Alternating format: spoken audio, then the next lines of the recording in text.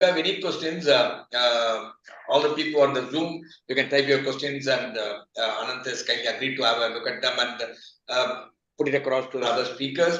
The question which is coming from YouTube, Facebook, and Twitter, I will collect them and we'll pass it on to Mr. Ananth, so he will, he will make it. There is no duplication, so that we save time. Idea is we want to accommodate as many questions as possible, so that you make the best use of the outstanding panel what we have today. And before we move on to the actual program, let me tell you what's happening in MMA next few days, so that you don't miss them and come. On 11th, that is on the Monday, we have the 5th R.K. Swami Memorial Lecture. We have the theme of the lecture is Heritage, Our Pride. We always pay a lot of attention. Dr. D.K. Hari and Hema Hari, research founder of Bharat Gyan, they'll be talking to us. Then we have, as usual, we lined up a lot of program. It's all there in our website. You can read them. One program which I don't want you to miss it is AI for businesses. We have Mr. Gopi Kalyali. He is Google head of analytics and Google head of business strategist from Google USA. He's on a visit to Chennai, because Chennai, during the music session, we get lots of people from USA come and visit. We make best opportunity of them to invite them over to MMA and speak to them. He's talking to us. All others, we have lined up some outstanding speakers, including Madhavan Nair is going to be talking to us. Please have a look at the website, former ISRO chief, and I'll walk at least mile to listen to Mr. Madhavan Nair, one of the great administrators. So this is what is happening today in our MMA event. Coming to today's event, China and the emerging world order. And I'm quite sure Satyamurthy will log in any moment. Yes. Sir, good evening. Welcome, Satyamurthy. Yes. Welcome. Good evening, welcome. Yeah, good. Sorry, there is some internet for the Japanese principle, just in time. Good, sir. Yeah. Now, China and the emerging world order, MMA and the policy matters, which Satyamurthy is a founder, we do collaborate and do lots of events together, which is of the subject of importance to the large number of our members.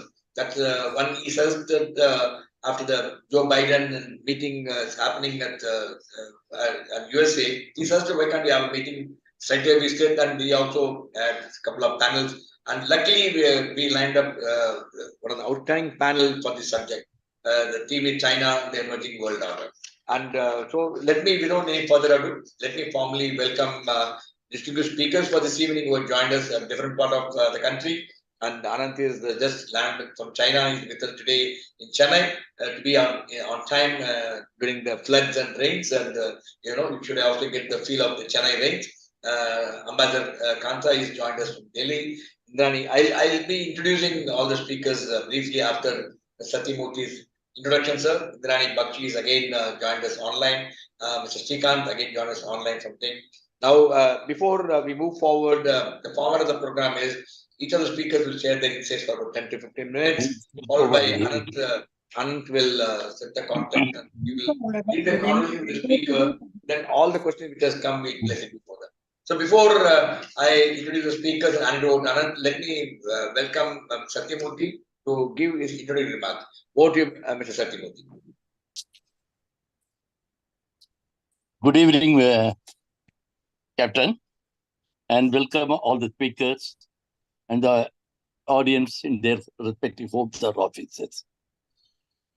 Today we have a very interesting topic and a very relevant and contemporary topic of great national interest. Of course, China has been of great interest to India and many other countries over the last couple of decades in particular.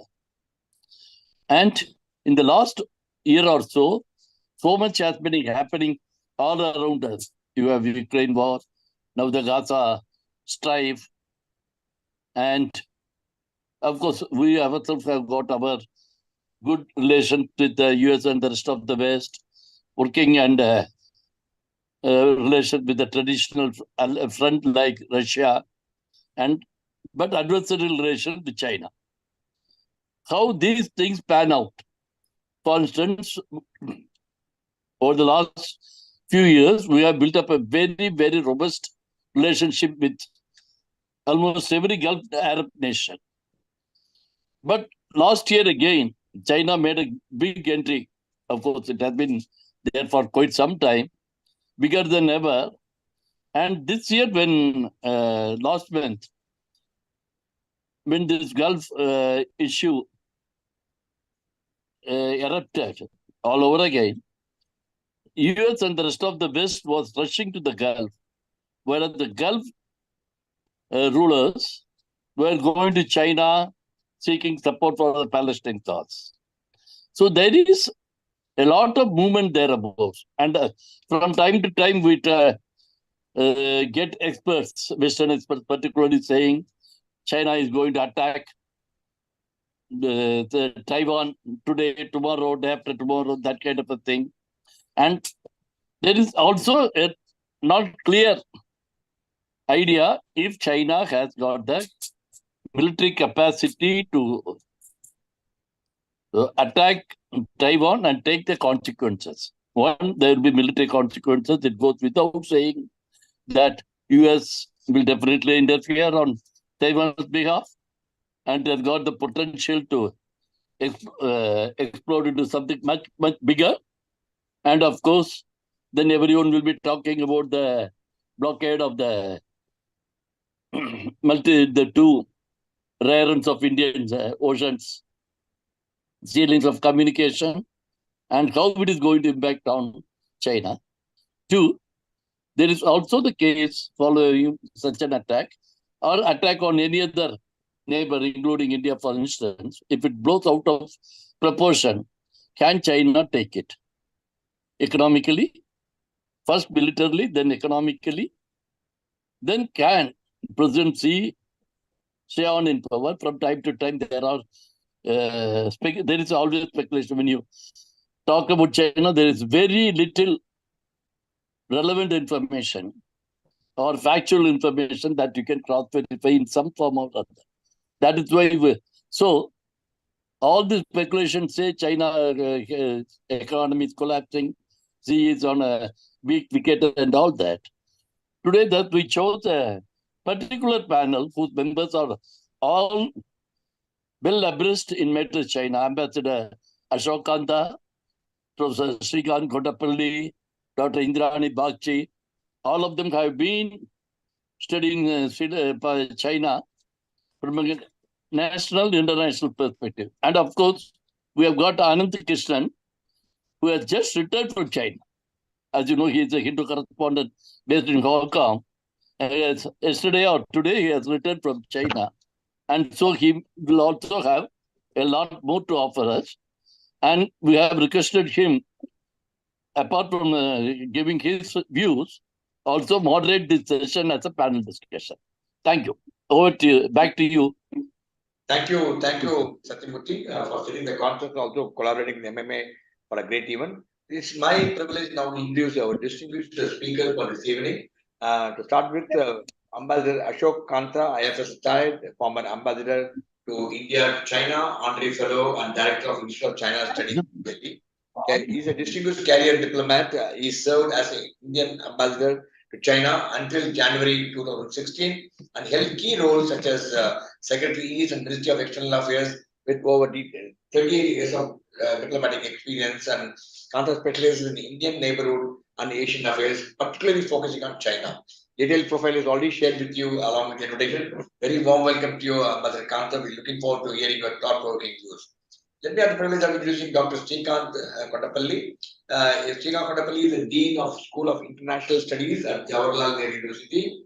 He is an accomplished scholar in Chinese studies with a PhD in Chinese studies. He has authored a number of books and numerous articles on China, its military, naval power, and global outreach. A recipient of K. Subramaniam Award and also serves as a distinguished fellow of think tank, including Vivekananda International Foundation. Very warm welcome to you. It's really a privilege to have you with us this evening, sir. Let me have the privilege of Indrani. Indrani has already come to MMA, and our members are quite familiar with Indrani Bagchi. Indrani is the CEO of Ananta Center, previously served as the Associate Editor of the Times of India from 2004 to 2022, specializing in reporting and analyzing foreign policy issues. As a diplomatic editor, she covered the Ministry of External Affairs, providing insights into the global trends from Indian perspective. With the background as at India Today, the Economic Times, and the Statesman, then Bagchi brings us a wealth of experience into our role in the international affairs. Very warm welcome to you, madam, and it's a pleasure to have you with us. Thank you for joining. While you're driving, sorry, it shows your commitment to what you're going to join us this evening in the event. Let me have the privilege of introducing our dear friend Ananta Krishnan. Ananta Krishnan is a special correspondent to Hindu Hong Kong. He just landed the day first yesterday from China and joined us this evening. And I must really thank him. Though his house got affected, almost 3 feet of water in the ground floor. He has come all the way to MMA to join us this evening to lead the conversation. My special thanks to Anant Krishnan on behalf of all the members and speakers this evening for your kind gesture. Anant is an experienced journalist and in 2019, Asian Global Fellow, currently writes on foreign affairs for the Hindu, formerly a fellow at the Brookings Institute of Indian Center. He focused on India-China economic relations. With extensive experience in Beijing as the Indo-China correspondent, and later the China Bureau Chief and the India Today Group, Krishna holds a master's degree in history from University of Chicago and a bachelor's degree from University of California, Los Angeles. Very warm welcome to Ananth. We are really looking forward. As I mentioned, the format, I'm going to request Ananta Krishnan to take over from here, set the context, request each of the speakers to share their insight. Thereafter, we lead the conversation. All the viewers watching this, as usual, if you have any question, those that in Zoom, you can type your question in the Zoom. Otherwise, others, that the number flagged on the screen, share it with us. We'll collect all the questions and place it before the moderator to take it forward. Over to you, Anand. Thank you so much, Captain Vijay Kumar, for the welcome and also for giving me a space to moderate the discussion from the MMA's premises in Chennai, and a warm welcome especially to everyone in Chennai who's had a very difficult last week, I think. So thank you for everyone to make it today and take the time. Before handing it over to Ambassador Kantha, I just thought I would just share some very brief thoughts just to set the stage. I just spent the last 10 days in China, in the mainland, and it was the first time that I'd been back there in almost 9 months, in Beijing and in Guangdong province in the south. And I had the chance to meet a fairly wide range of people, not just in the bureaucracy, but in the media, both Chinese and foreign journalists in China, businesses, entrepreneurs, and importantly, ordinary people as well. So it was interesting to kind of just see how things had progressed in China in the past year.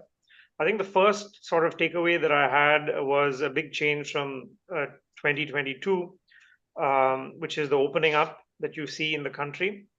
At the time I left in March, it was still a very limited opening up. Of course, as you know, China's borders had been closed to the world for almost 3 years because of the zero COVID policy, which had taken a huge impact on the Chinese economy. And I think it still hasn't yet recovered from that. Right now, it seems opening is the focus, especially in terms of getting foreign investment, which they're struggling to do so. There are a lot more foreigners that you see in Beijing and in Guangzhou and other big cities as well. While I was in China, they announced a unilateral announcement of the visa on arrival for 6 countries, for 5 European countries and Malaysia. So I think that the reason for this sort of focus on looking out after 3 years of looking in is the second point that I'll just briefly highlight, which is the state of the economy. And it seems that to most people, that's the overriding concern, that the boost that they expected in 2023 from opening up sort of didn't really materialize. It kind of fizzled out. The real estate sector is dragging the economy down. In driving around Guangdong, we saw lots of, which is not a surprise anymore in China, but there were lots of unfinished big real estate projects with no signs of movement or any construction. I think there's genuine concern among private sector enterprises as well, even though the Xi Jinping government, which had actually taken a lot of regulatory actions targeting the private sector, has now been trying to walk them back. But it seems sentiment is still very depressed. And I think part of that explains why something we'll speak about today, some of the geopolitical moves you've seen from China in the last few months, both in terms of trying to stabilize relations with the US, fixing relations even with countries that had strains with, including some in Europe and Australia as well. China-EU summit is happening today in Beijing.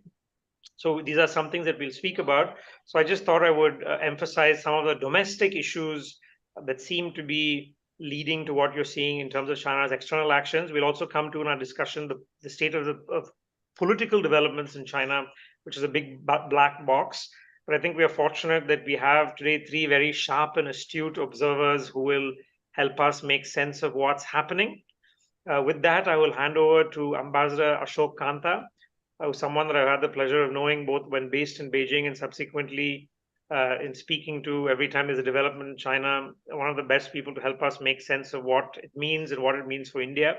So with that, Ambassador Kantha, we will be grateful to hear from you. Thank you, Ananta. Thanks for those kind words.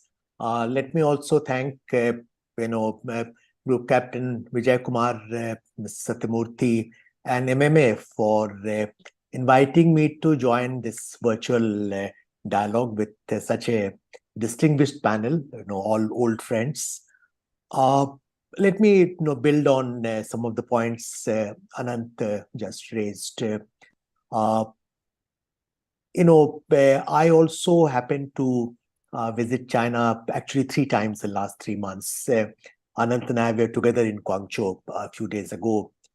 So I had the opportunity of engaging with a cross-section of strategic community in particular in China as also in India. So some impressions which I formed, I would like to share with you. Visiting China after a gap of 4 years, I got the distinct feeling that we are dealing with a China which is a changed country, which is more inward-looking, more walled-in, more insular. It's struggling to open up to attract more foreigners, to attract more foreign investment. As Ananth mentioned, Chinese are also not traveling abroad in large numbers as they used to do. So it's a country with a reduced level of engagement with outside world. That's first point. Secondly, China today under Xi Jinping is a very strange mix of hubris, big ambitions, paranoia, and tactical readjustment. I'll build on that a little later. As Ananth mentioned, the elite politics in China is a black box, not only for foreign observers like us, but even people who are highly placed in China's power hierarchy. That's the nature of the beast in China. Now, Xi Jinping has taken the nation back to a vicious cycle in history and made it more vulnerable to future crises over succession, ideology, and identity. By quashing countervailing factional forces. You see the leadership lineup which emerged at the 20th Party Congress last October. By silencing opposition, he has in a way condemned the party state to greater covert in fighting because factions don't go away in CPC. Now, China clearly had difficult last 3 years in different ways. So one question which we need to probe is whether Xi Jinping is losing Minxin or hearts and minds of the people, as some Western scholars have argued. My own assessment is that in overall terms, that's not happening as yet from what little we know of China. But there were signs of disaffection we witnessed in fairly wide-ranging protests last November against zero COVID policy, which contributed partly, though not primarily, to lifting of zero COVID policy. And when I was speaking to people in China, they were quite freely commenting on their unhappiness with zero COVID policy. But they're very reluctant to speak about the precipitate and sudden manner in which the zero COVID policy was jettisoned in December last year, leading to human suffering on a very large scale. China was ill prepared for that. And according to some estimates, there were more than 1 million excess deaths. But this is an aspect no one talks about. There's no internal debate on this issue, which also reflects how closed and opaque China remains, despite 4 decades of reforms and opening up. We have in fact witnessed sort of intensification of the surveillance state during the COVID period, and those trends will continue.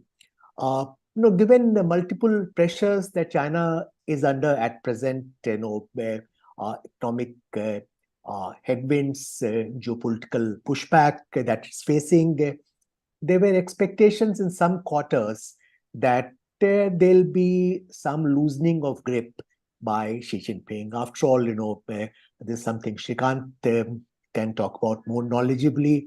In last 7 decades of CPC rule, we have seen this cycle of fangshuo, or loosening and tightening of grip, both during regimes of Mao Zedong and Deng Xiaoping, 2 other supreme leaders China had before Xi Jinping. But we are not witnessing any relaxation of controls after zero COVID was lifted. Indeed, government intervention in private lives has gone up, and there is greater regulation of activities of individuals and communities than what was the case earlier. There's no sign of coalescing of opposition to Xi Jinping. So his primacy, both in terms of control on party state apparatus as also ideological space, remains unchallenged, unchanged.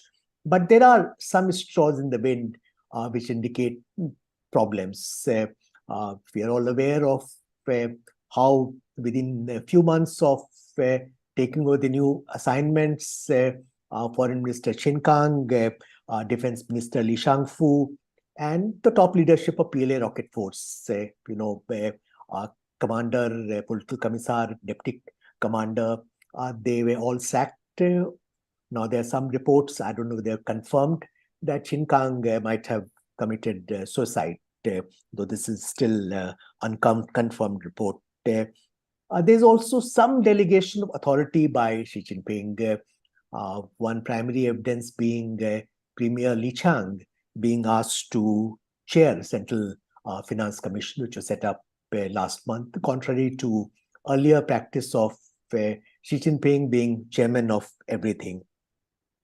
Today, the primary challenge for Xi Jinping is restoring growth momentum in the Chinese economy and dealing with the geopolitical pushback to China's aggressive external policies. Our country has undoubtedly lost some of the dynamic growth that was evident for decades. In fact, some economists are suggesting that in nominal dollar terms, not adjusted for inflation, China's GDP in 2023 might shrink or might decline, which will be very unusual. And its gap with the US GDP will increase rather than decreasing for the first time in decades. China is one of the few economies suffering from deflation. Investors in last quarter or so have, in fact, there has been net outflow of capital, and even Chinese nationals are investing money outside China in a fairly large volume, including through acquisition of real estate, and especially shifting funds to Singapore. There's no doubt about the fact that after nearly 4 decades of relatively fairly rapid growth, China has entered an adjustment period, which is not surprising. Something similar happened in case of other miracle economies in Japan, Korea, Taiwan. But in all cases, adjustment turned out to be fairly difficult. I'll not go into specifics of those adjustments, but in China too, this period is likely to be fairly difficult and painful. In fact, if you look at pronouncements of Xi Jinping, especially since 2017, he keeps referring to changes in the world unseen in a century, which is very different from earlier projection of strategic opportunity for China. So clearly, there's recognition that China is facing greater headwinds, more difficulties. But at the same time, referring to comments made by Mr. Satyamurthy, I don't quite buy into talking down of Chinese economy very deliberately by many Western commentators.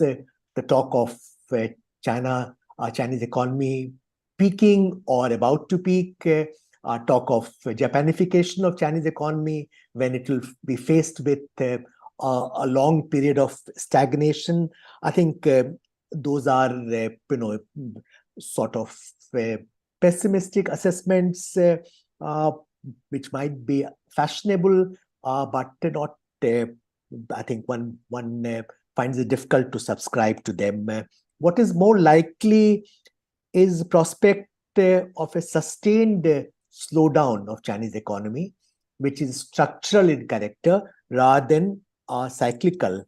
There are internal reasons which are well known, including demographic decline, debt overhang of debt to GDP ratio being 300%, property sector malaise that Ananth referred to, falling productivity, high youth unemployment, which exceeded 21% in June, when since then they have stopped releasing data, and internal stresses in different parts of the country. Externally, it's not just pushback by established power and neighbors, but also the more contested character of Asia's geopolitics. So China is faced with a more challenging external environment today. So China's response, put it very simply, is that at this stage, one can notice some signs of tactical adjustment by China in its external behavior, especially in its dealings with the USA, EU, Japan, Korea, Australia, and Vietnam. I will not spell out, but in all these countries, there has been marked proactivity and outreach on part of China. But one doesn't see the same adjustment when it comes to, say, South China Sea issue or India-China borders. In terms of relations with India, talking to, I'll come to that a little later, but talking to colleagues in China, one got the impression that there's not much desire to show flexibility at this point of time. Another issue, that we can explore later is, China moving towards a new social contract, where monopoly on political power of CPC is justified not primarily in terms of performance legitimacy, delivering high growth rate, because that will become more and more difficult, but other factors also kick in, including selling the China dream of rejuvenation of Chinese nation, affirming the nationalist credentials and sentiments. So this is something we'll witness. China today is not looking at outright conflict in various contested theaters, whether it be Taiwan or South China Sea or East China Sea or India-China borders. But it's trying to make tactical gains incrementally through military and economic coercion while staying under the threshold of outright military conflict. Likewise, after meeting between President Xi and President Biden in Woodside, California on 15th November. And in fact, very intense preparatory work that took place before that, a degree of stability has been restored to this very consequential relationship, which appeared to be in free fall earlier this year. At the same time, the outcomes of Woodside summit were relatively modest. What we witnessed was more a tactical truce rather than any reset in ties or breakthrough on structural challenges in the relationship. And you just need to look at the readouts on two sides to see how they're a different page. For instance, on the nature relationship, Biden was unequivocal that US and China are in competition, whereas Xi Jinping doesn't want to accept the framework of competition and arguing that a major power competition cannot solve the problems facing China, US, and the world.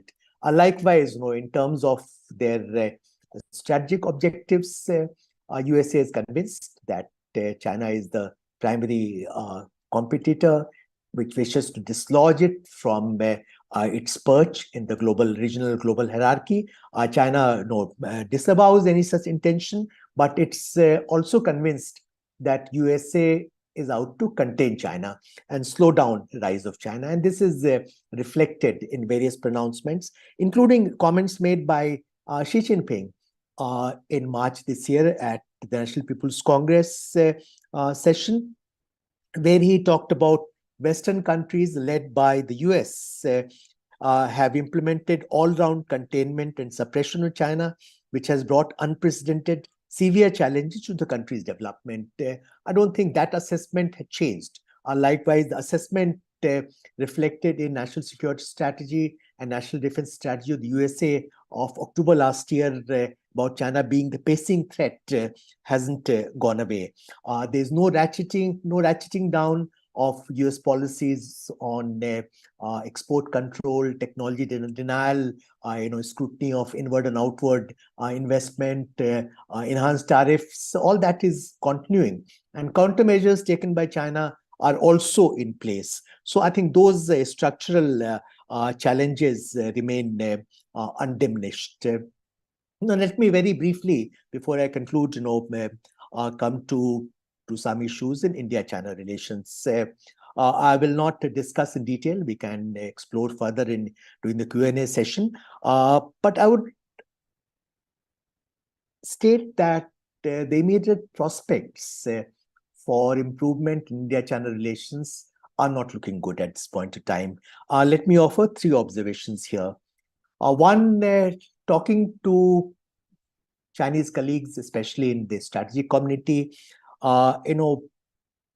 one got the distinct impression that they do not share the urgency and importance we attach to restoration of peace and tranquility in border areas, and they do not accept our position that the state of borders will determine the state of relations, and that as long as borders are abnormal, overall relations cannot return to the normal track.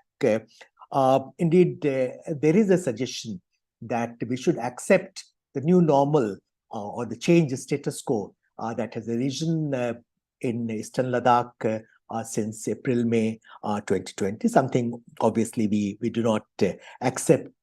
Second point is that talking to old friends in China, one gets the feeling that the majority view in China today looks at India through the prism of its strategic rivalry with the USA, which is the most important concern for them. and they believe that India has been co-opted in US designs to contain China. A minority view still gives India agency and believes that India will pursue an independent foreign policy to promote its own interest.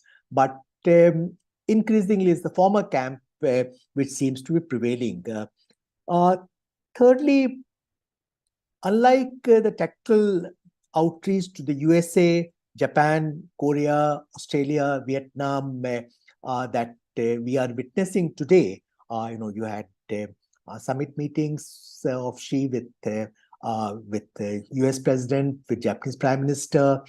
You just have ongoing China-EU summit after a gap of 5 years in Beijing. You had visit Australian Prime Minister Albanese to China.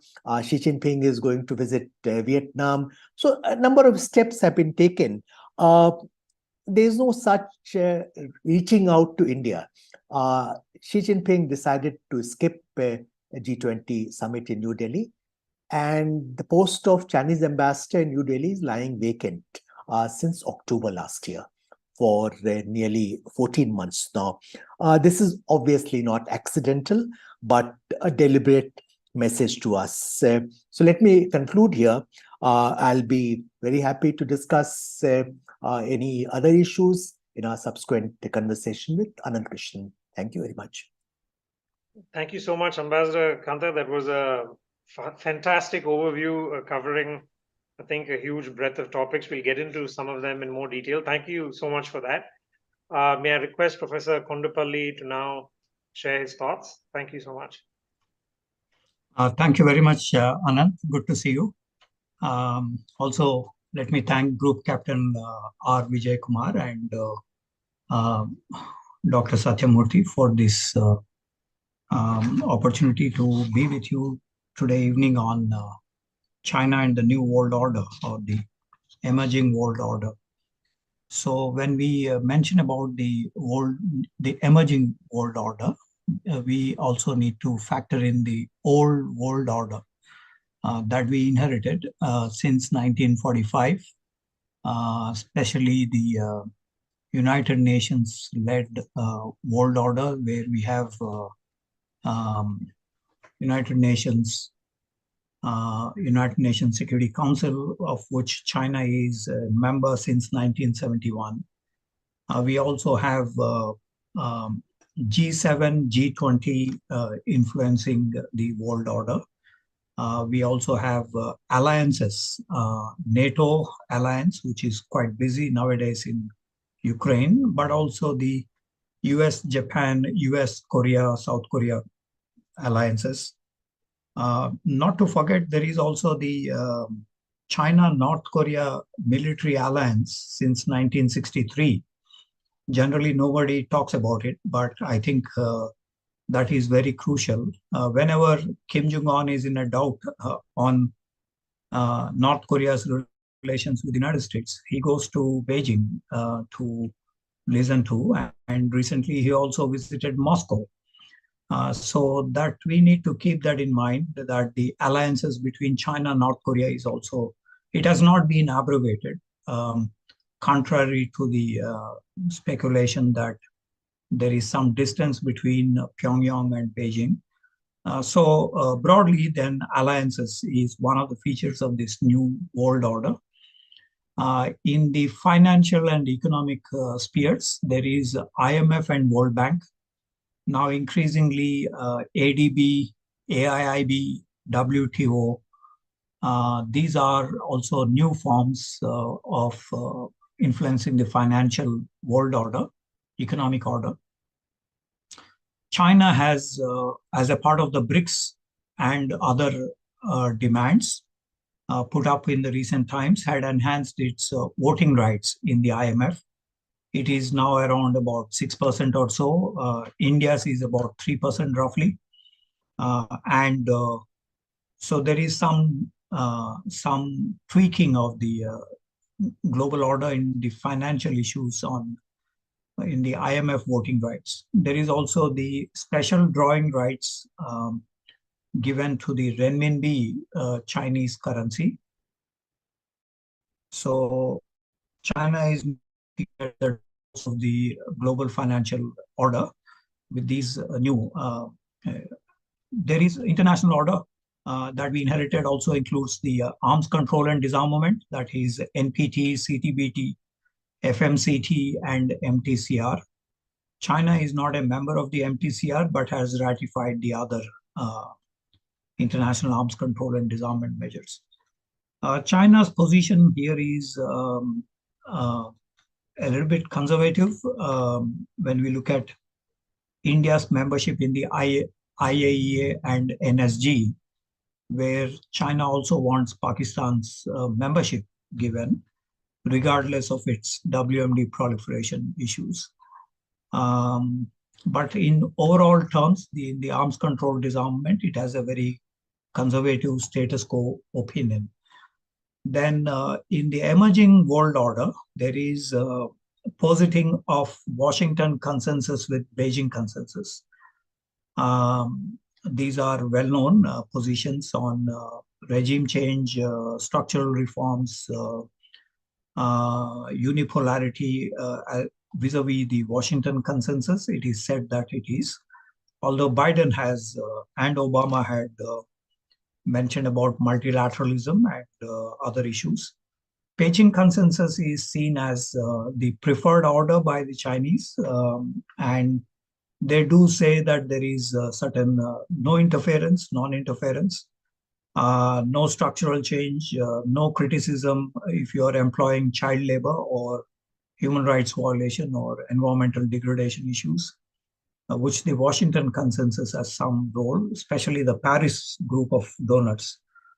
However, the last year, soon after China had unveiled the GDI, GSI, GCI, Global Security Initiative, Development Initiative, Civilizational Initiative, the Chinese ambassador to Ethiopia has cobbled up the different factions within Ethiopia, and it is seen as interfering in the internal affairs of Ethiopia and Kenya. So we may possibly see Beijing consensus being tweaked in a way that it was known before. And I think that is one we need to watch on what exactly would be the Chinese posture in the future. In the emerging world order, the real dynamics would be a rise and fall of states. Here, the 19th Communist Party Congress in China is very important because it laid down a roadmap till 2049 in terms of China's rejuvenation. They call socialist modernization by 2049. We do not know what exactly is at the end of the tunnel, but it appears that Xi Jinping's statement in the 19th Communist Party Congress is that China is moving towards the center stage. So speculation is rife on China replacing the United States as the global hegemon. But for that, China needs to also tweak the global order. And not surprisingly, we see that China is now heading several United Nations bodies, or it is its candidates have become deputy secretary generals in the second rung of leadership, such as in WTO, UNIDO, till recently in the Human Rights Council and others. So there is a certain tweaking of this global order by China, both at the global level as well as at the regional level. Regional in terms of Asia, we have seen there is a lot of contestation. Dr. Satyamurthy mentioned about the West Asian situation, where China now today is involved in dynamic diplomatic efforts between Saudi Arabia and Iran. And they also have a Middle East envoy. There is some initiative in Africa as well. with the FOCAC, Forum for Cooperation between China and Africa.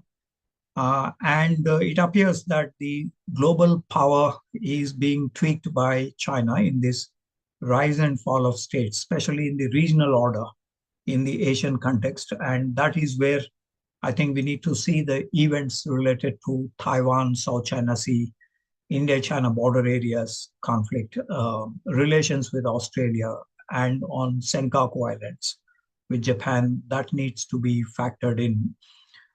Given the Chinese military modernization and increase in its hold over various regions in the recent times. So there is the contestation at the global domains, maritime, cyber, space, electromagnetic spectrum. China, for instance, is the leader in 5G technologies. They're also making efforts at the 6G technologies. They have a quantum computing, quantum satellites launch recently. There is also the cyber domain that has been contested. In the BRICS countries, China and Russia pushed through a certain restriction on the cyber domain. Cyber sovereignty has been invoked.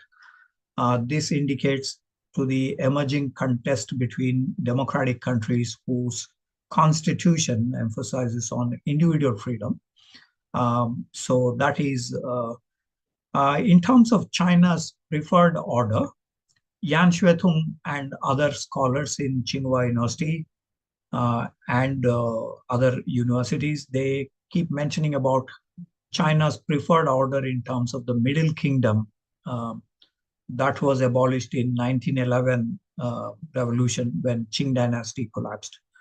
So that is broadly the Chinese preferred world order that is in emergence. So what did China do in terms of these? When you look at the Security Council, they just had 17 veto exercise compared to the US, Soviet Union, Russia, France, UK. This is the least, but we see that mainly these veto exercise is related to Taiwan, but also increasingly on Iraq, Libya, Syria, Zimbabwe. So these are issues which are not the minimalist foreign policy goals, but also in relation to the maximalist, that is China becoming a global power. The track record, when we look at the sovereignty principle and the UN Charter, there is some tweaking of this, especially in terms of the UNCLAUSE, where they have not attended the 2016. So there is although they ratified the UNCLAUSE, but there is a certain reluctance to accept the 2016 arbitration ruling. ADIZ, Air Defense Identification Zone, is also a way of contestation of the Taiwan, Japan, or other countries. By the way, the Chinese piracy, counter-piracy operations in Indian Ocean also have some air defense missions. So that is likely to indicate a contest between India and China in the near future. In multilateral field, they have the SEO, BRICS, and recently the Himalayan Forum, where they have been cobbling up with other countries. Belt and Road Initiative is one where there's a lot of investment, and this is how China would like to influence the continental order and the maritime order in the near future. But on water issues, there is a unilateral approach that China follows, such as all the rivers flowing from China to the other countries, including to India and other countries. So while China sports a victim kind of mentality on century of humiliation, etc., there is now a concrete plan to tweak the international order by China Dream, China Rejuvenation, and most importantly, the Community of Common Destiny, which is some kind of an alliances in the making, but at the political level as of now. So we see that there is a certain fresh thinking in China related to the emerging world order. Multipolarity has also been mentioned in the party congresses, but it is essentially related to countering the United States or other countries in the. So there is the united front that they adopt on climate change, WTO issues, developmental issues, and of course the recent GSI, GDI has been a very focused attention that they are seeking in terms of global role. Coming to the maritime order, China has been emphasizing on this.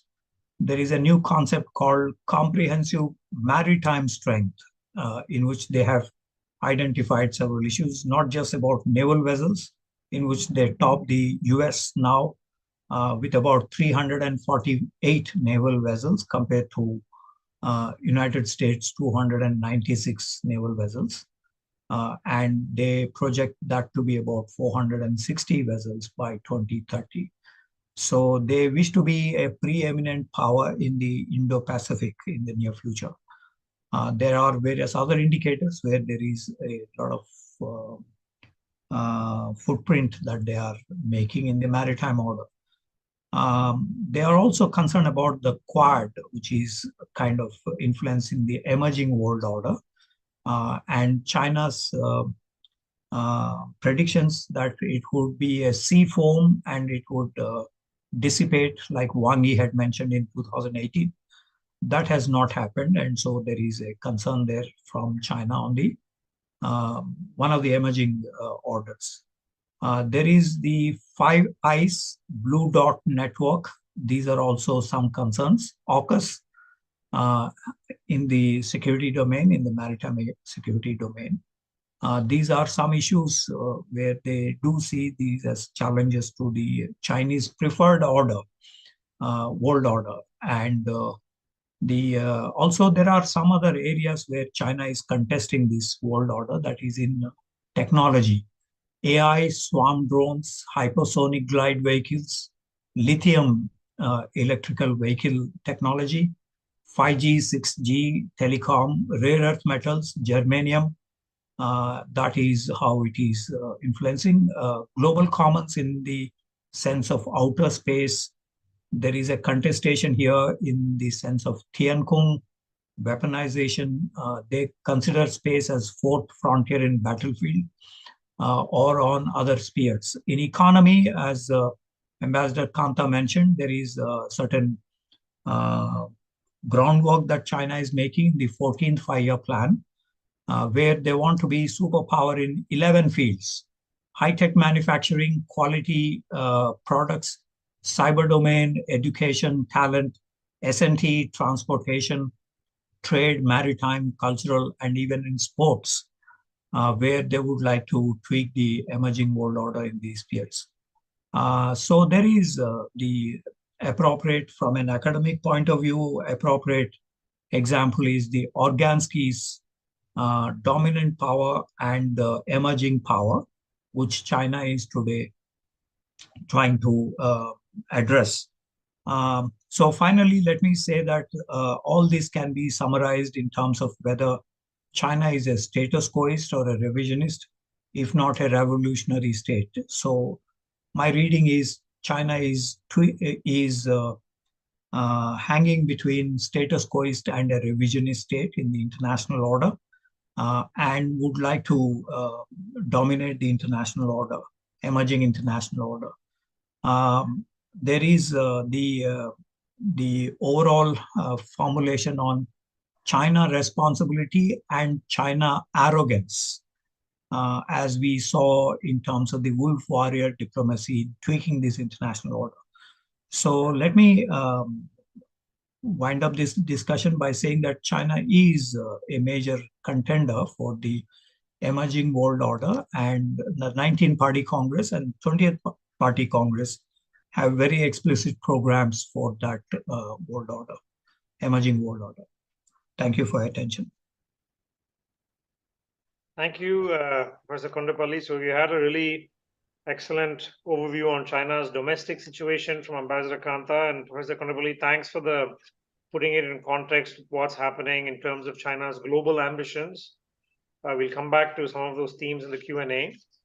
May I ask Indrani to now share some of her remarks, and then we can proceed to take some questions.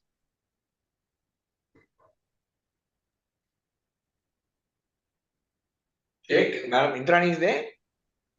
No, sir. அவங்க log out பண்ணிட்டாங்களா? ஆமா sir. இன்னும் வரல sir. Meanwhile, Ananth, maybe you would like to share your yes. meanwhile get Indrani on.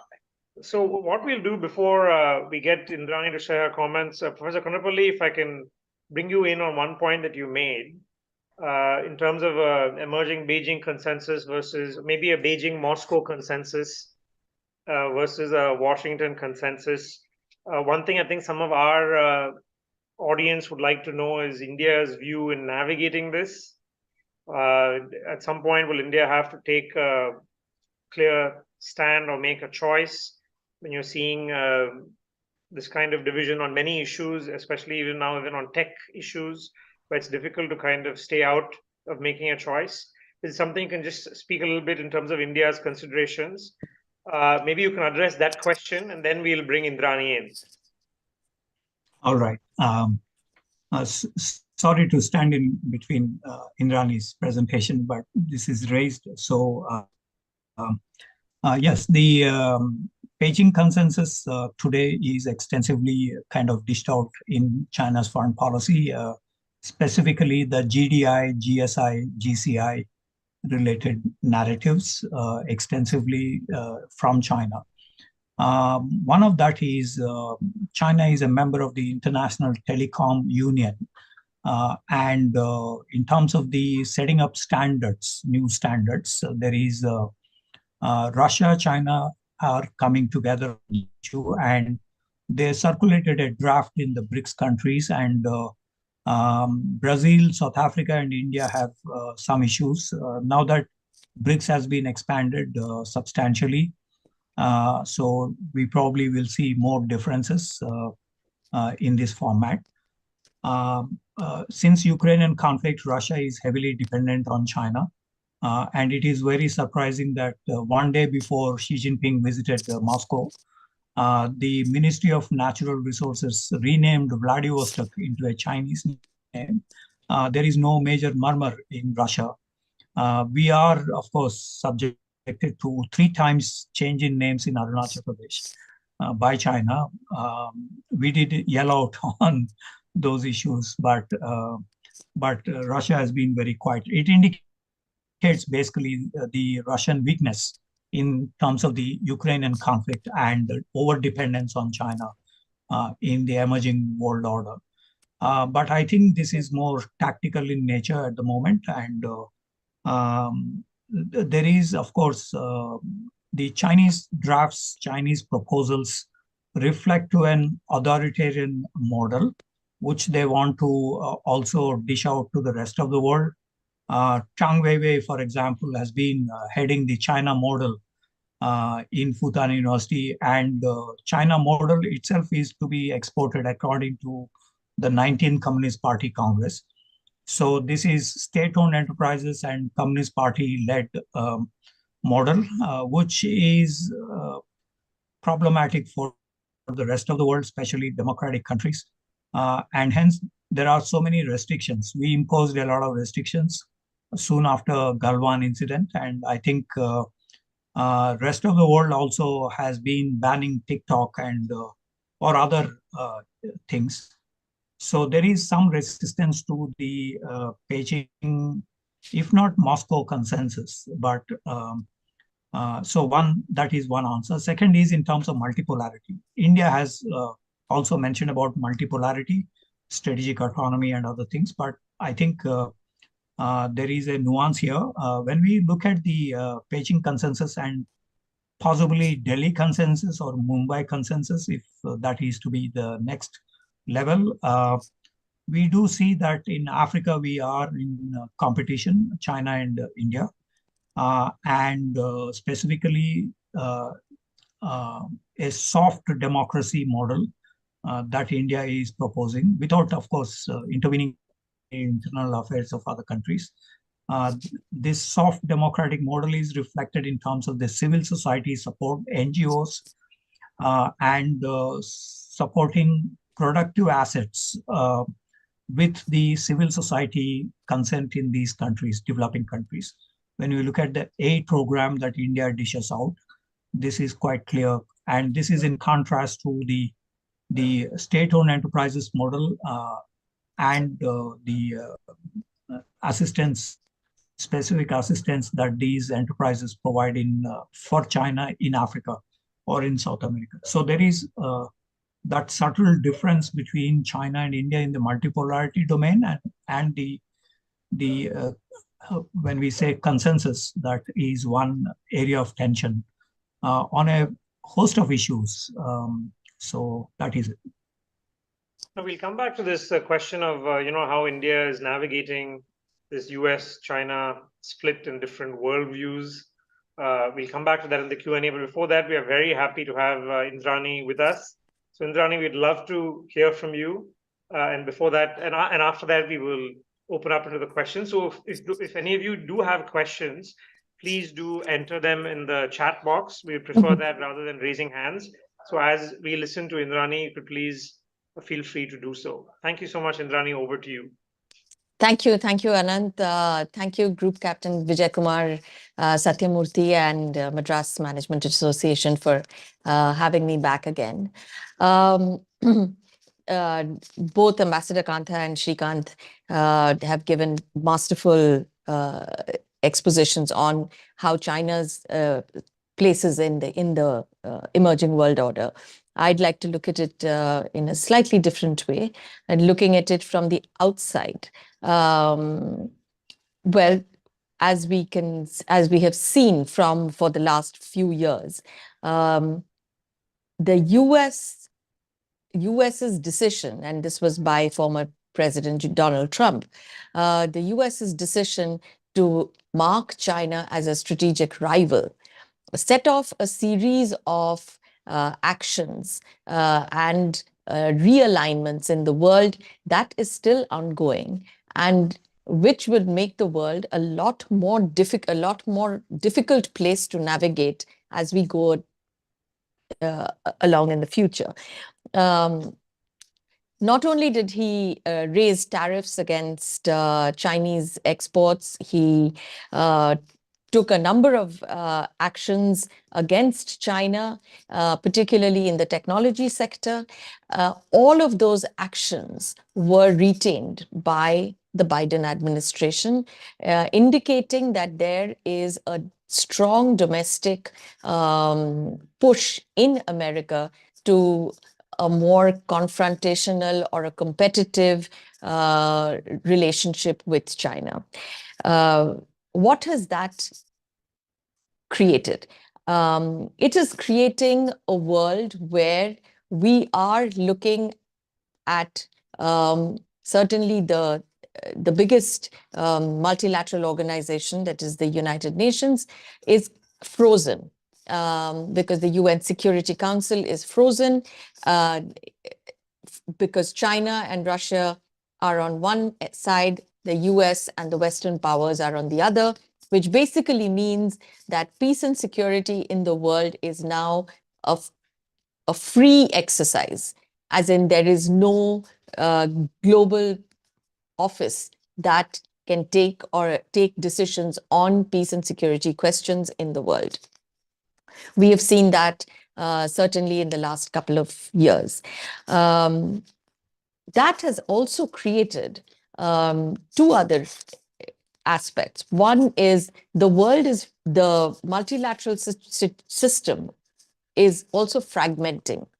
It's fragmenting into plurilateral arrangements, small alliances, specific interest-based alliances. Not all of them are anti-China or anti-America, but certainly slowly solidifying into definite spheres of influence. And we see the Quad at the apex of such plurilateral efforts, which has India, Australia, Japan, and the US.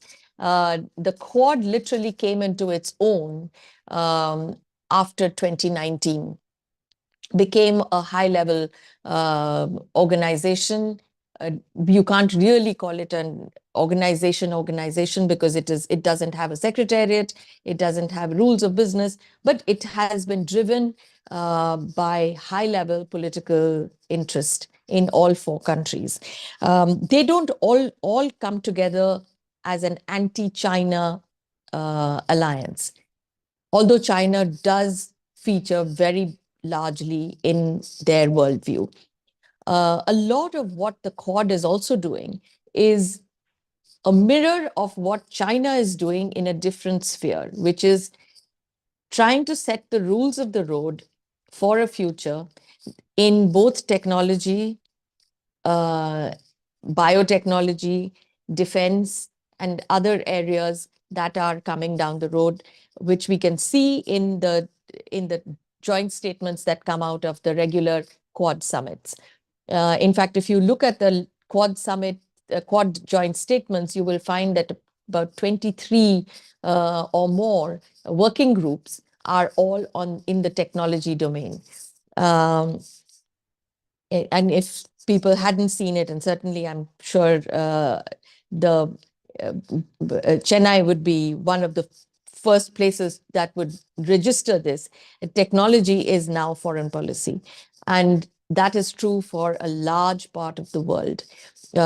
Certainly a part of the world that we inhabit, India. Post Galwan, one of the things that India did was to restrict Chinese investments in India's technology sector. Chinese investment hitherto used to be free, sort of cheap capital, and it was very attractive. India took a national security approach to it. India set up a CFIUS-like organization, though not quite as elaborate, but it is called the Trusted Sources. There is an office that actually vets investments, products, technologies, imports from trusted sources in critical sectors like telecommunication. India weeded out China from its 5G system. It is largely an indigenous system, but we are now in the race for a China +1 strategy for a large part of the world. India has a long way to go, of course, because India has not done manufacturing in the way that China did. But I think there have been a number of steps that have already been taken. As for the US, the CHIPS Act, the Chips and Science Act that was passed by the Biden administration last year, has put the brakes on a lot of China's own technological development. It is not only China's technological development that this has affected. In fact, the countries that have also been affected by the Chips and Science Act has been Japan and South Korea, to name just a few. These are countries that are treaty alliances of the US and are now also struggling to diversify their own supply chains, their own manufacturing processes away from China. This process, in my view, will continue. And we are walking into a world which is not in a Cold War binary situation, but we are walking into a world which has 2 competing technological systems. And that brings in a very important element in the foreign policy of the major powers today, and that is the element of trust. It is countries that you trust where you will share your technology, where you will share your supply chains, where you will share developments in the future, for instance, where you will park your data, where you will share your data, developments in for instance, in artificial intelligence or in quantum or advanced computing. And all of these will determine what the future world looks like. You are looking at a US-led, not US-dominated so much as it used to be, but certainly a US-led group of countries that are working on a particular set of trusted networks, trusted geographies, trusted partners, and on the other hand, looking at a Chinese sphere of influence where China's closest partner now is, as Srikanth and Ambassador Kantha mentioned, Russia, North Korea, yes, but certainly Russia as a technological partner. China has obviously protested against the CHIPS Act, has protested against the economic sanctions and the technological sanctions. It won't be, given the fact that China itself is a fairly advanced country in technology, it may not be long before China plays catch up or even overtakes the US, and that is a distinct possibility.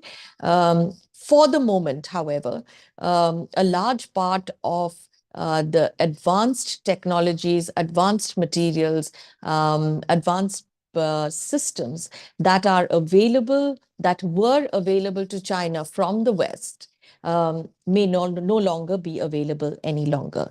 That has implications for India, certainly, because while we like our space in the strategic autonomy sphere, we are also conscious of the fact that we do not want to play second fiddle to China in a technological universe. And therefore, whether we like it or not, we have made that choice, that strategic choice that we are have taken that we are moving with the Western world, that is with Europe, with the US, with Japan, Taiwan, etc. In fact, if you see a steady progression of Taiwanese companies moving to India, I was talking to some of the Taiwanese companies, and they said that they had got instructions that their advanced systems companies should move to India rather than to Vietnam. And now India, as we all know, is not very hospitable to new businesses, certainly not very hospitable to manufacturing, advanced manufacturing, because we haven't done that before. There is India has a semiconductor mission. India now has a quantum mission, and the ISET that governs technology, defense technology development with the US. But all of this will take a while to develop, to solidify, to be able to be interoperable with Western systems. So we are what we are looking at right now is a world that is, I mean, we like to keep saying that the world is in flux, and the world is most certainly in flux. But I think we are entering fairly uncertain waters. On a related note, there are two wars, the two big wars that are occupying the world right now.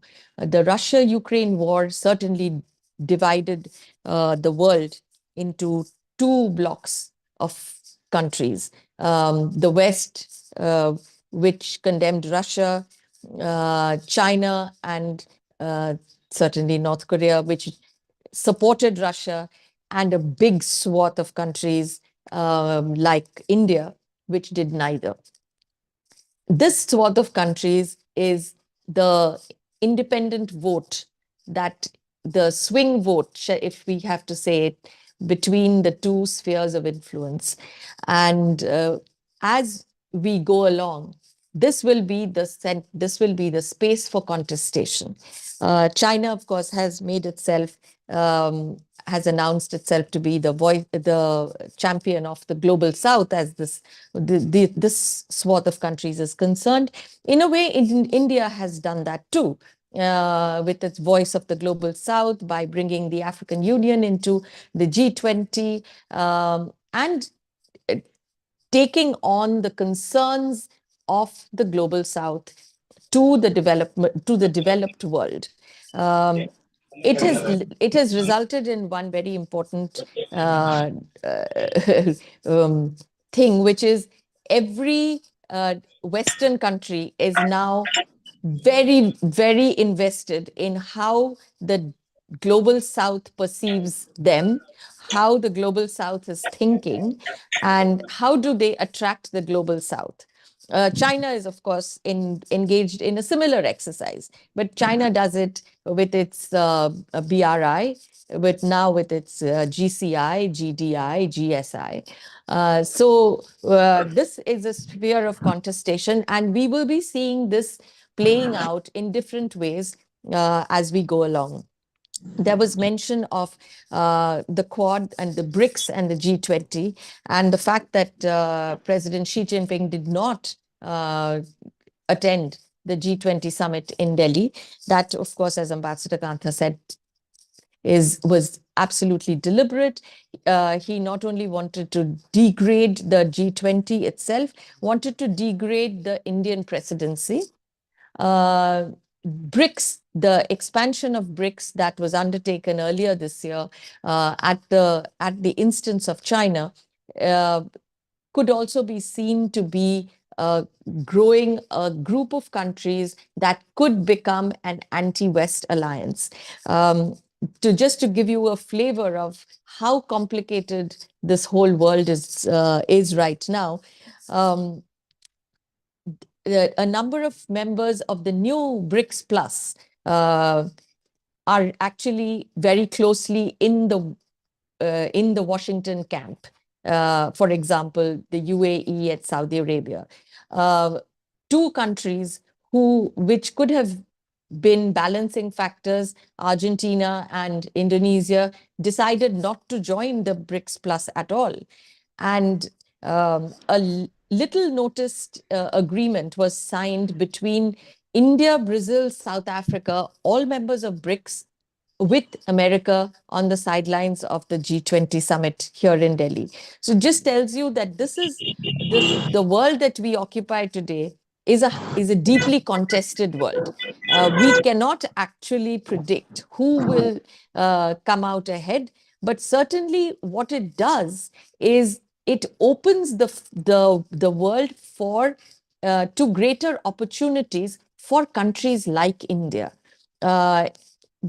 If we are playing in both sides and both parts, in all parts of the world, and it's not just India, it is Brazil, it's South Africa, it's Germany, it's Italy, a number of countries in the world, middle powers, South Korea, middle powers that have in this world of flux sought and found many opportunities to advance their own interests. And this will continue as we go along. We cannot, obviously, the end of this game has not yet been announced, but I think we will have many interesting times ahead as we navigate these really choppy waters we find ourselves in. Thank you very much. Ananth? Thanks so much, Indrani, for that. And I'm sure that you would have triggered a lot of questions amongst our audience as well. And thanks for bringing out this sense of flux and complexity. As much as we always want, very simple, straight answers, it's good to have that. Actually, I wanted to begin by posing a question to you, Indrani, before turning to, we have actually quite a lot, more than a dozen questions already. Before coming to those, I wanted to begin on the point that you made, which you said many of our audience would find interesting in terms of technology being the new foreign policy. And you also made the point that India has in many ways already made a choice when confronting these two options of different standards that China is pushing through not just the BRI, but new initiatives that Professor Kondapalli also mentioned, like the GSI and GCI and GDI, these three initiatives, as well as what the Quad is doing. But one thing that India will have to also negotiate is in terms of, I wanted to bring up our near neighborhood in terms of how they look at some of Chinese initiatives, which they've left the door open to. And how do you think India will, as you said very rightly, these things are still in flux, but how do you think India will sort of reconcile having made this choice moving in one direction, even when some of its closest partners and neighbors might be on a different path? If that's something you could share your thoughts on before we move on to some of the other questions we've received. Sure. The point, where we are on the technology front is actually different from where we are in the neighborhood front. Because in the neighborhood front, you're playing a lot of the traditional games. And a lot of the traditional games means that China has been pushing for its influence in our near neighborhood for a long time. Sri Lanka, it didn't matter whether we gave a $4 billion bailout to Sri Lanka earlier this year, last year. I mean, the Chinese submarines, Chinese exploratory ships are still wandering around Hambantota and Sri Lankan waters. It is, and that is, we have declared that to be a security issue for India, but I don't think the Sri Lankans have heeded that. Sri Lanka is playing its own little hedging. They are playing their bets at their level as well. I mean, you see Maldives. Maldives, the new government in Maldives, the first thing they said was, India out, China in.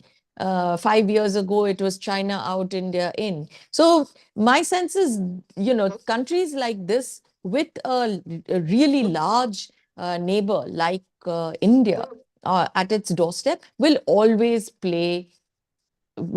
hedge their bets with an even bigger power who is willing to take on to be kind of a godfather to them. I think Srikanth mentioned the Himalayan Forum. China has a very close defense relationship with Bangladesh. And, we look at Bangladesh as our closest neighbor. Yet, I think we've given a line of credit of $500 million for defense purchases by Bangladesh. Bangladesh hasn't used it. And you would imagine that it would have been an easy thing, but they haven't. And they take almost all their weaponry from China. So Sheikh Hasina is doing her own, playing her own games there too. I think you will see this going on. So we have to be nimble. We have to be responsive. But I'm not sure at which point we decide to be tough. I think we have tried being tough at different points, and it has not always played out well for us.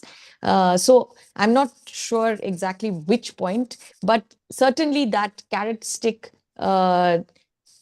approach will be in play in India, by India in its neighborhood for a long time. Professor Kondapalli, you did mention in terms of some of the technological emphasis that China is investing a lot on in its current plans, and in terms of sort of establishing itself as a global tech leader. Probably the records mix. It probably has made headway in some things like new electrical vehicles, for example, or even in 5G.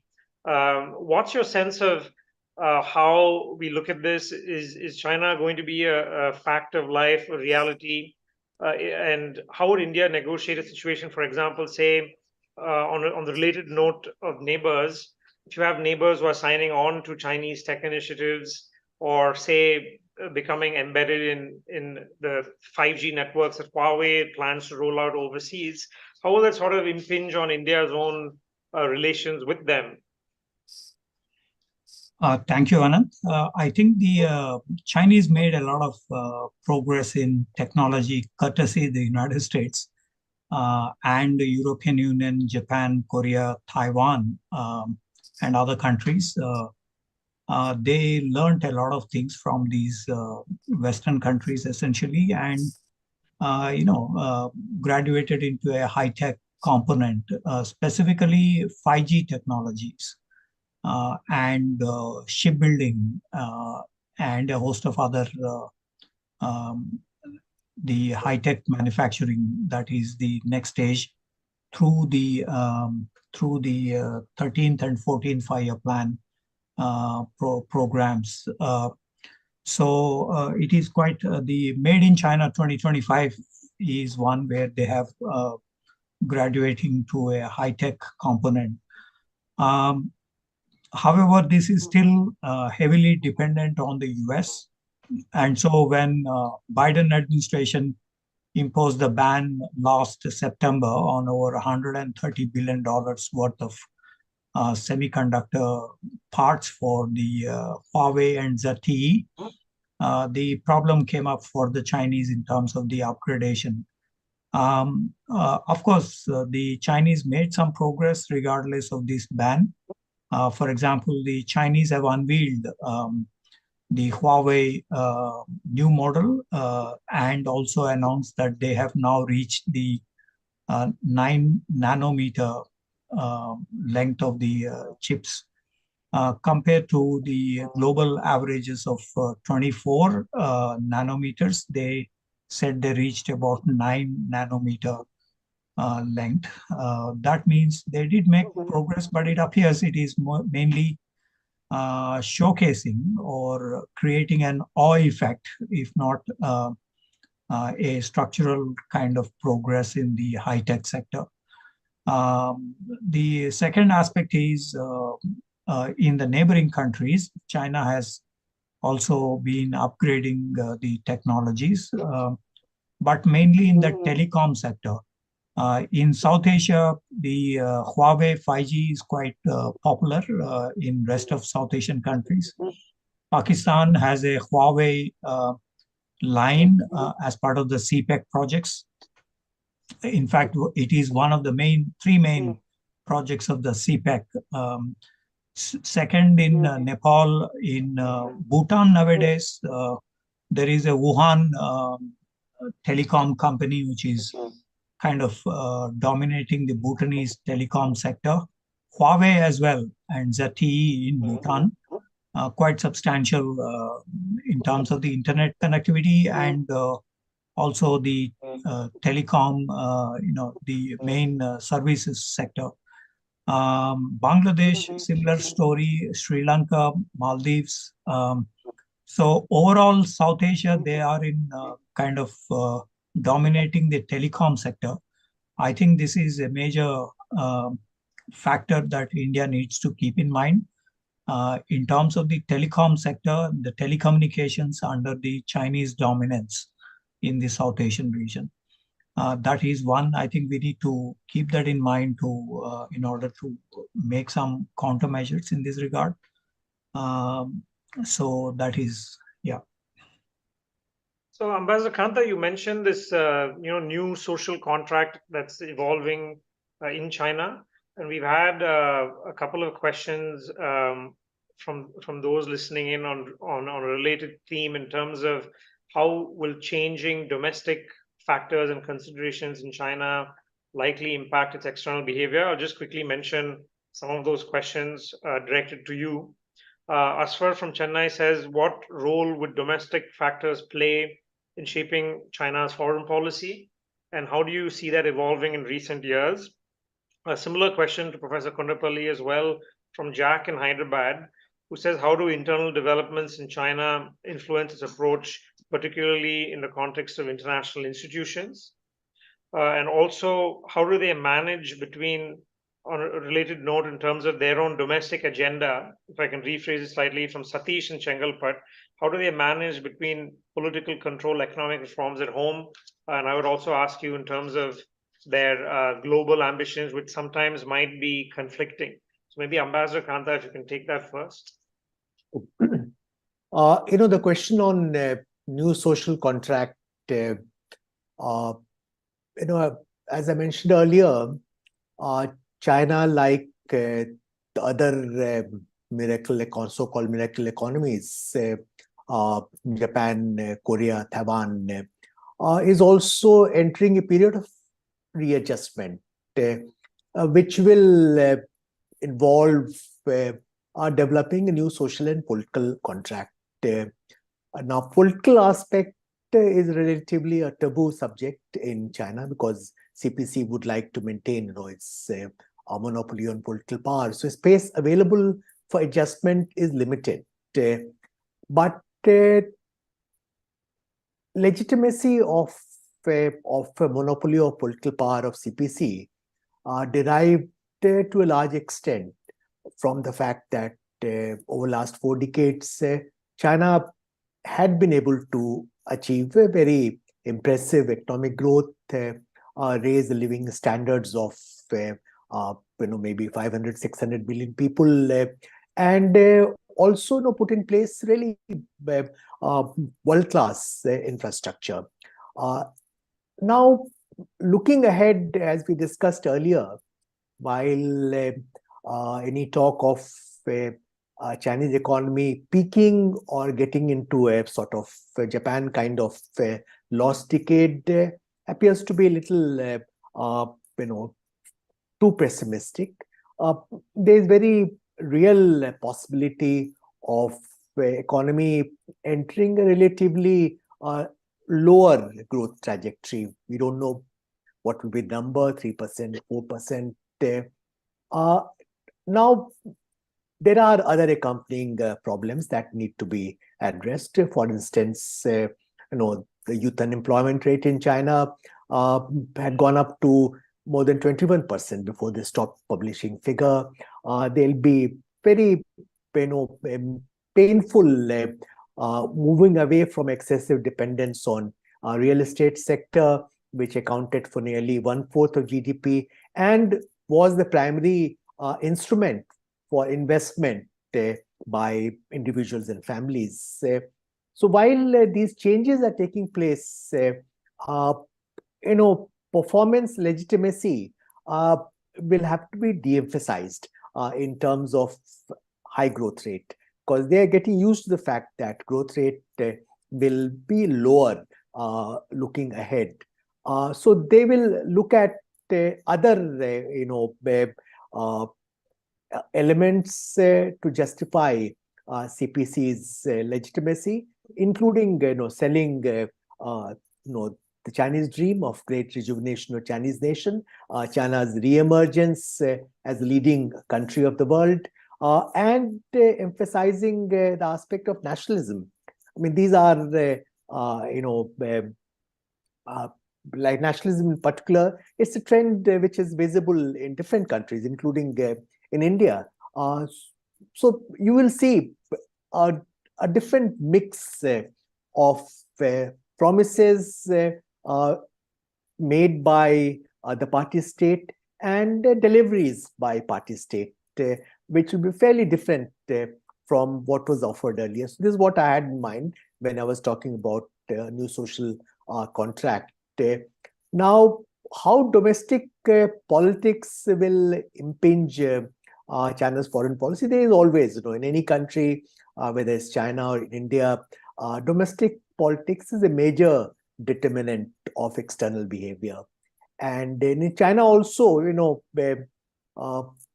earlier there was focus on development economy, Deng Xiaoping's 24-character dictum of keeping a low profile, hiding capability while you develop your domestic capabilities.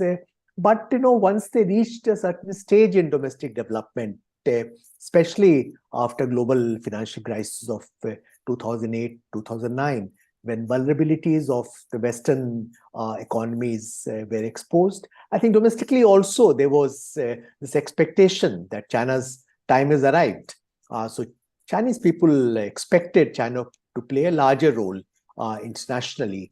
But as economy enters more choppy waters, as life of ordinary people gets affected, there is a degree of reassessment within Chinese society also, that is it really worthwhile to have this kind of geopolitical overreach.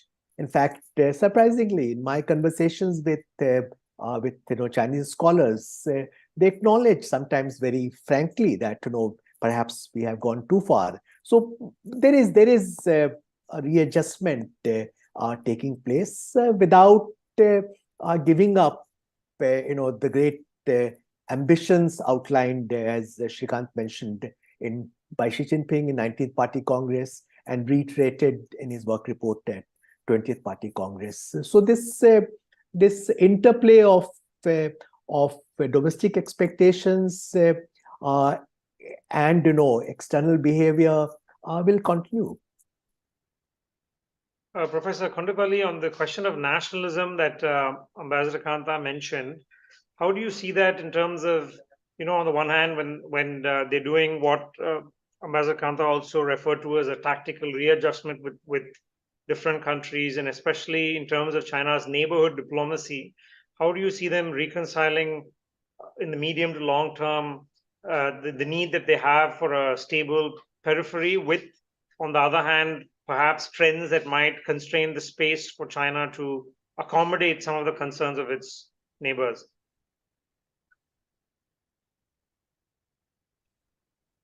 Could you unmute? Yes, thanks. Sorry, yes. First on the political control at home and the influence abroad, and how does that reflect to the Communist Party's policies. While China says about non-interference and so on, they have had the United Front Work Department to do with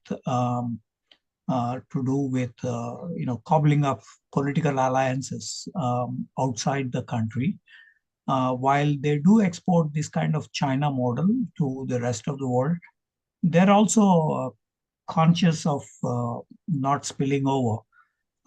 Their minimum agenda is in terms of Tibet, Taiwan, now increasingly Hong Kong. When you look at Birmingham arrests and torture of the Hong Kong protesters, and on Falun Gong or other related dissidents, Xinjiang increasingly. So that is the red lines that China had drawn in terms of its postures abroad. And so its interference abroad is limited to this at the moment. It will increase probably in terms of China-US relations or China and other countries' relations in the future.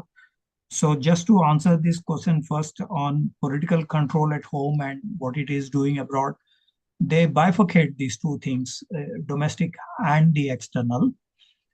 It's an artificial division, of course, but nevertheless, this is one which has been, and in the garb of non-interference, etc., they also have this model continuing, but they do ask many of these countries to explicitly support China on Taiwan, Tibet, Xinjiang, Inner Mongolia, Hong Kong, on Falun Gong, etc., etc. So that's one answer that I have. On the second question on nationalism,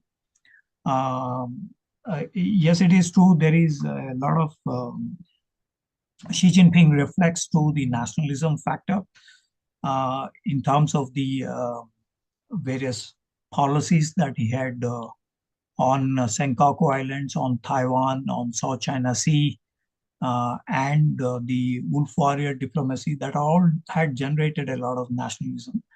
How does it affect the neighborhood? Well, in 1954, Chou En-lai announced the Panchil along with India and Burma, but also the good neighborliness policy.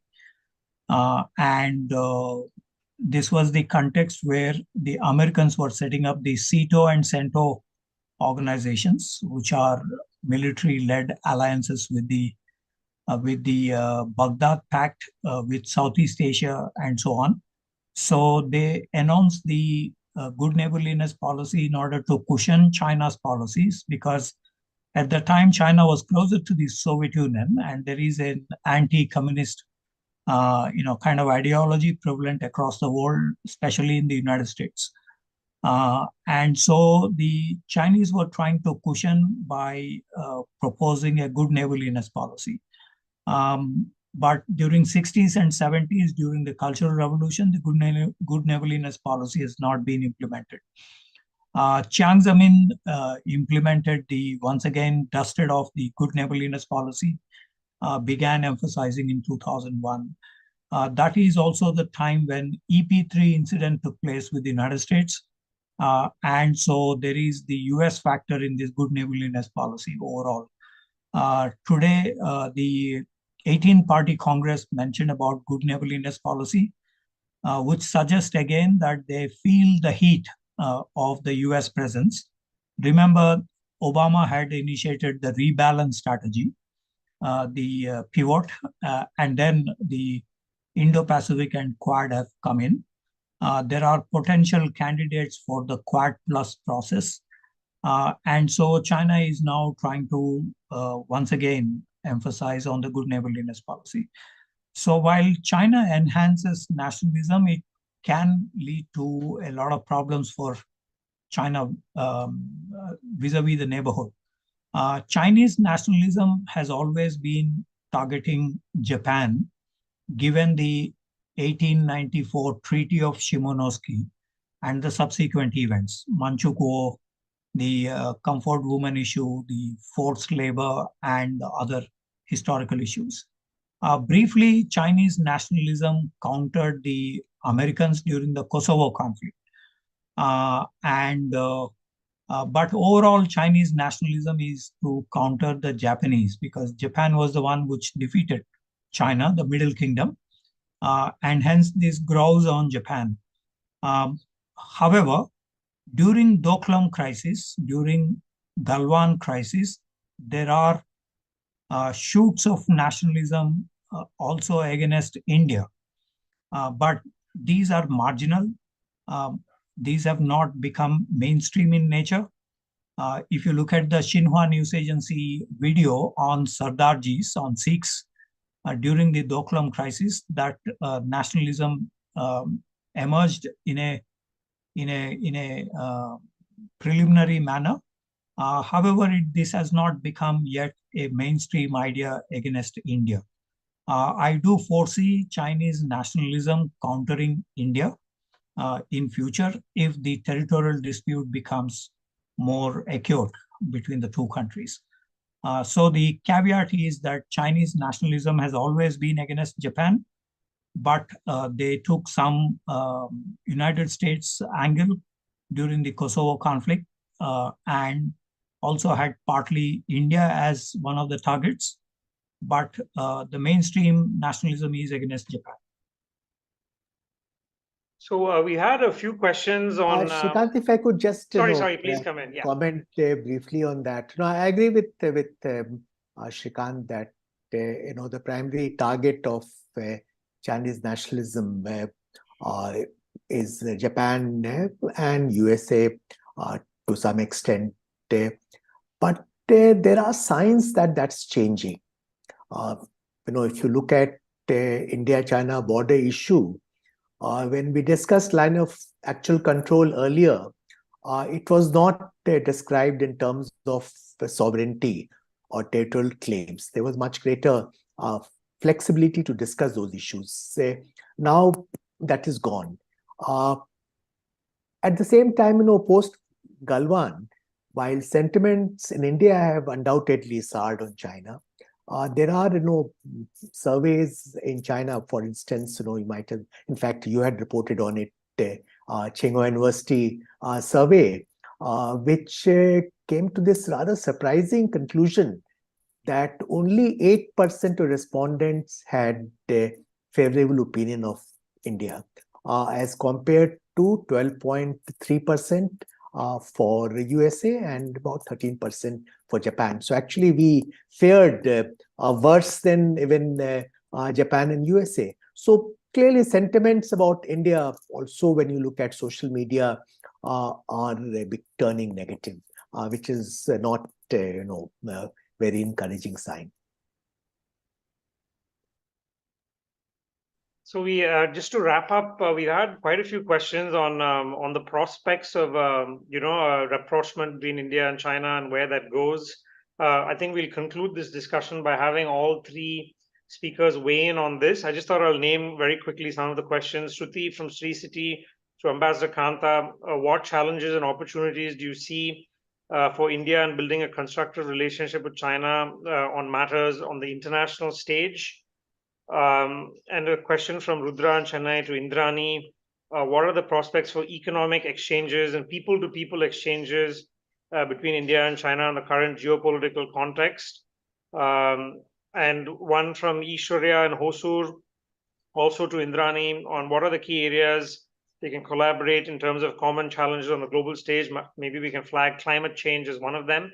Maybe I'll start with Indrani first, and we can also get final comments from all three speakers on this as we wrap up. Thank you. Where we can collaborate, India and China, as Ananth said, climate change, although China's, India, the way India looks at it is that we have actually one of the lowest emissions rate because our per capita emissions is so low and we have a development imperative. China is somewhat there, but because China has actually taken some good steps in sort of clean technologies, and China is now the world leader in electric vehicles, for instance. I think that's certainly a place where we can collaborate. The other is on health. The pandemic, regardless of where it originated and how it originated, the pandemic threw up the fact that we really should, that this is something that should transcend geopolitical differences. And the other question on people-to-people contacts, well, at this point, that looks really thin. It ought to be one of the first places, one of the first areas that should open up. That makes it easier for a political thaw. I'm absolutely certain that neither country is thinking on these lines. And Ambassador Kantha, you also mentioned from your recent visits that you didn't see many signs from the Chinese in terms of what India has been fairly consistent on, which is that, if we want to have a normal relationship, we have to have a normal situation on the borders. They don't seem to be taking that with any seriousness or urgency, given how the last two spots on the LAC have been going. So do you think that the prospects are quite low? As I mentioned in my opening remarks, prospects in the near term at least are not looking good at all because of some factors you mentioned. On the border issue, Chinese are deliberately misunderstanding or misrepresenting our position. They say that in 1988 there was understanding that we'll de-link border issue from development of relations in other domains. But what they do not recall is that there was also understanding that peace and tranquility will be maintained in border areas, and that's an essential prerequisite for normal development relations. So they would like us to somehow accept the new normal, which has arisen in Eastern Ladakh through the incursions and changes they made in the status quo, and move on. That's something which is not acceptable. And there are other bigger structural challenges in India-China relations. I'm not going to them at this point of time. They're also there. So we have a problematic situation. At the same time, I think looking ahead, we need to broaden our dialogue with China.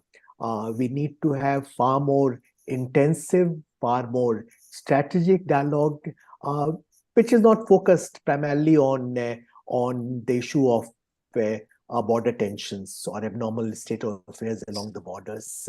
We need to understand, each other's concerns, expectations, and priorities in a larger, strategic context, which is not happening, and need to, resume contacts, including, exchange of scholars, because not keeping those channels of communication open or active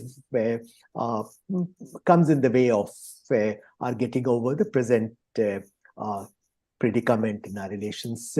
Coming to other question you had posed from the audience on prospects for collaboration between India and China on international issues. Here, very deliberately, we sought to de-link the present crisis in bilateral relations from our ability to work with China in plurilateral platforms like BRICS and SCO, or even in WTO or climate change negotiations. But the fact remains that those contacts and that kind of engagement also has been affected. For instance, climate change is an area where we had worked very closely in the past. But for some time, Chinese have deprioritized their collaboration with India and other basic countries. They're more interested in finding common ground with the USA. That was the backdrop to Paris Agreement. You'll recall that there was bilateral understanding between Obama and Xi Jinping, which became the template for Paris Agreement. Even this time, just on the eve of COP28, there was Sunnyland's common position of 14th November between China and the USA. Likewise, in BRICS and SCO, positions often tend to be not quite convergent. So there will be, I think, because our worldviews are different. China, we don't see as being supportive of our aspirations of rise of India. Moreover, as Indrani very rightly brought out, when it comes to technology, which has become a key area of strategic contestation, we are moving towards a sort of divergent groupings, where clearly we don't like to play second fiddle to China, as Indrani mentioned. So our position will be more closely aligned with the grouping, informal grouping led by the USA, because that's where we have convergent interests. A final word before I hand over to Captain Vijay Kumar, a final word from Professor Kondapalli on do you see the current sort of holding pattern in India-China relations to continue? And also very briefly on one thing we didn't address in terms of India-China trade, which reached quite high numbers in the last 2 years. Do you also think that those days are also sort of at an end, and you expect India to have a more concrete long-term plan to diversify some of its imports away from China and the prospects of that? Maybe we'll give you the final word before handing over to Captain Vijay Kumar. Thank you, Ananth. I think on the issue of the territorial dispute, Dr. Jaishankar mentioned on June 17, 2020 about peace and tranquility as the sine qua non for the bilateral relations. Since we have not had the resolution of disengagement and de-escalation on all the friction points as was promised by the two defense ministries. So we still have a lot of stalemate in other areas, and possibly this will spill over into the trade-related matters as well in future. Because Shankar mentioned about no no bilateral relations. Trade is also a bilateral relations. In some multilateral interactions, because that is not bilateral technically. So we probably will see a spillover effect on the trade-related matters. We trade about 4,600 items with China in terms of the bilateral trade. It is speculated that over 360 between India and China. So it is quite possible that we may restrict other items like, routine stuff, consumer durables and others, which are not really necessary for India on that count.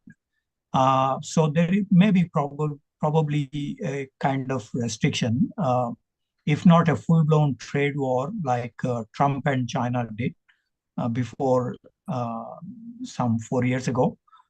We may possibly see a subtle trade war between the two sides because the balance of payments position is in China's favor. And it is estimated since last 17 years, India lost about $1.4 trillion in the bilateral trade balance of payments position. Of course, somebody is purchasing, somebody is selling. This is a routine market related demand supply thing, but there is the unsustainability of India-China trade in this regard. And we may possibly see some subtle trade war happening between the two sides. It is very likely that on the trade related matters as well in the near future.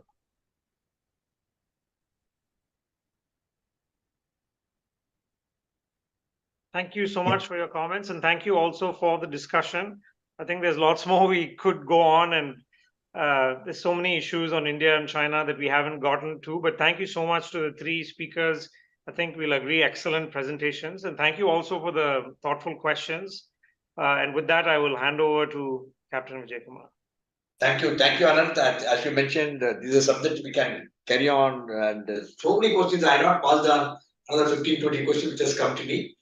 Maybe I think later one day we'll have a couple of hours of seminar in person in Chennai. Otherwise, we'll do another discussion on the same thing in continuum of what we have done. And over 980 viewers are watching the program live. That's why we got so many questions, and that's the interest. It shows the interest of people in India-China relationship. And nobody could be better than three Ambassador Kantha, Indrani, and Professor Srikanth Kondapalli could have shared this. And thanks, Ananth, for ably moderating the session. Since we are separated by distance, what we could do is we can give a digital memento. That's what we do. We do a lot of work with poor common schools, school children. On your behalf, we present notebooks and books and reading books, quite a bit of things. Can I have the digital memento, please? Yes, this is what we do because since you are separated by the distance, on your behalf, we present this to all the school children, poor children, and that's the reason so many people come and speak at MMA. Thank you so much. Great. We appreciate you taking your time to be with us and share your insights, which are thought-provoking and very insightful. I'm quite sure thousands and thousands of viewers will watch it. Thank you so much. And thank large number of viewers who joined us and also shared large number of questions. Yes, most of the questions have been answered by the speeches, and some of the questions we couldn't attend. Maybe next time we'll do that. Thank you so much once again, Ananth, for ably moderating the session. Thanks, Professor Kondapalli, Indrani, and Ashok. Thank you so much, sir, once again. And thank you very much. Yeah. Thank you. Thank you. Thank you. Thanks. Thank you. Thank you.